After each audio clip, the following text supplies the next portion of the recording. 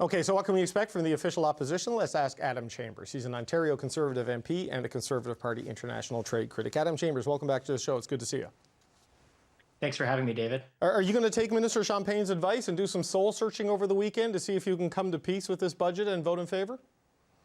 Well, soul searching is a very deep, deep request, reflective request from the finance minister. The searching that I've been doing in Ottawa recently is the money tree that Minister Champagne seems to think exists and bears perpetual fruit.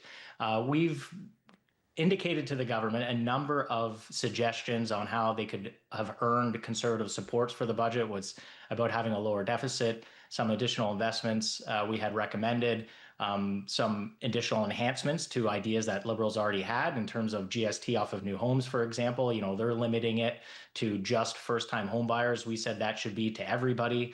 So Conservatives actually put forward some ideas that we hope that the government would take us up on. They have not done that. And given the fact that they've blown past their own deficit target, you know, they ran on a $62 billion deficit in the election, and now we're up almost at $80 billion just this year. So we've been very clear about our expectations and our intentions, and that's where we are. Although in your earlier panel, people mentioned they need to find 2 votes.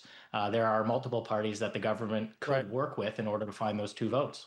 Right. And look, and I understand it is the government's job to get something that gets the confidence of the House. But, you know, it's your job as Conservatives to look out for the best political interests of the Conservative Party. And I wonder if that's an election right now at this moment. Are you willing to take steps to vote against the budget in a show of force, but not necessarily force Parliament to fall and go into a Christmas election? Where's your thinking on that? I would say, just on your premise, I would say our primary objective isn't the political interests of the Conservative Party. I think our primary objective is to make sure that we're advocating on behalf of Canadians for the things that they have told us that they want to see. You know, we did just finish election 6 months ago. Right. The things that many Conservatives heard at the door across this country, even in ridings in which we were unsuccessful, there is still a large number of people who want to see affordability as the primary concern that is being addressed by the government.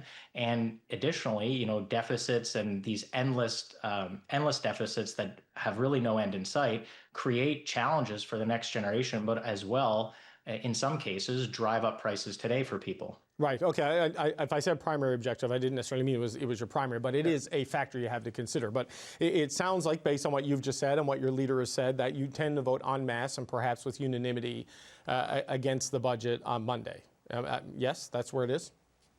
Well, my expectation, you know, for me, I'm showing up. I will be voting no on Monday in order to pass the budget for the reasons we've described. I expect that my colleagues would be in the same position. I have not heard otherwise from anyone. You know, I'm not on the leadership team, but our expectation is that we will be voting no, as we have outlined publicly and very consistently over the last number of weeks, if not months. Okay, look, I want to get to the major project, but one quick question on just, are you comfortable that the unrest in the caucus has settled and that everybody who's a Conservative now will be a Conservative on Monday and doing whatever it is you're going to do as a party with the budget? I think that's right. I mean, all the Conservatives caucus members that I've been in touch with, you know, we want to make sure we get back to Ottawa. We're working on the issues that affect the country, that speak to Canadians, whether that's crime, whether that's housing, whether that's affordability. Like, we are united in making sure we're holding this government accountable to deliver on those things that we've been hearing matter to Canadians. Okay, so look, we got the second round of the major projects, or projects that are being referred to the Major Projects Office, to be considered and helped to the process to maybe get to a designation as a project of national interest. I know the criticism from your leader and your party has been that this is just more bureaucracy and it doesn't do anything to help things, but we got an explanation from Don Farrell, who's running this, on how they can help speed things up, turn a 6-year permitting process into a 2-year process. I know it is a new government agency, but it seems intent on cutting through some of the red tape. What do you make of what we learned about this yesterday and the value it may bring? I would say 3 quick points. The first is the fact that we have to create, or the government has proposed that they need to create a parallel process in order to get projects done in the country, is an admission that the existing process just isn't working. So I would say that that's the primary objection to this, you know, new bureaucracy or this new process, that, you know, we are not dealing with the fundamental problems that exist in the existing permitting process and the regulatory burden in order to get projects built. The second would be which I think could be a future criticism of the government as well, is how does a project end up in the fast track list? How do you get that golden ticket in order to get that permitting process down to the shortened period of time? I think for a government who may be sensitive to accusations of conflicts of interest at a future date, I think it'll just beg questions about how projects get onto the special fast track, and that will inevitably bring some questions. And finally, with respect to some of the projects announced yesterday, at least 4 of the 5 include federal government money in some form, whether that's a loan guarantee or some kind of financing or bottom line, a subsidy. I think the government's creating and sending the wrong signal in the market that the only way to get things done in the country is you have to get into the special process, and that also comes with government money. You're then going to find every project that wants to get done begging to be on the special list and then also begging for public money. I think that is not the signal that we want to be sending the market. We want to create investable conditions under which private sector proponents are willing to take on these projects. We should not be saddling the taxpayer with some of the risk. I think what may end up happening in these circumstances is the government will socialize the losses, i.e. the government will take the first loss, but the gains will be privatized by corporations. I don't think that's the environment that we should be trying to create in the country. We need to be creating an environment where all projects, big, small, large, ones that are long, different types, they all have a chance to go through a predictable process that is fair for everybody. No, I take your point on the first one, because when I listened to Dawn Farrell's answer, and she explained how the office she's leading will help align permitting processes, that you can take a 6-year process down to 2. It's like, oh, that's pretty good. But then the reverse of that is that if you don't have the help of the office, then what could be a 2-year process remains a 6-year process. And that speaks to the challenges that companies have been complaining about. But we did hear from Canada Nickel CEO Mark Selby, part of the Timmins project, and he says this referral is actually going to help them get private capital, that it sends a signal to international investors and partners to get involved here, and it may draw capital to their project that otherwise wouldn't be there. So is there still value in it, even if it's not a perfect system?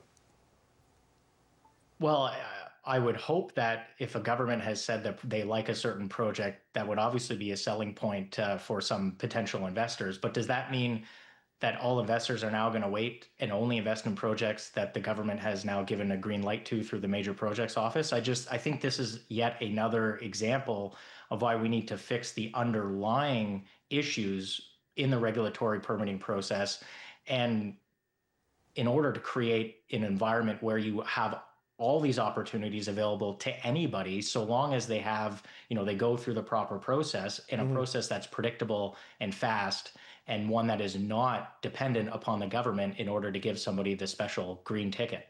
Do you see a world, Adam Chambers, where the lessons they learn shepherding these projects through whatever this process is leads to that broader reform? I know there's a call to get rid of a mass array of regulations, but could these projects be the pace car that kind of bulldoze some of that?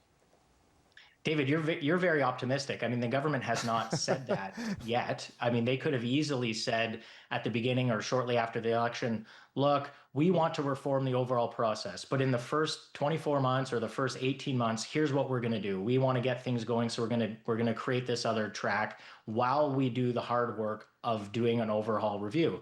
Those are not the messages that the government's giving. I think had they been giving those messages, I think they would be in a little bit of a better position to say, that they are considering doing some of this reform.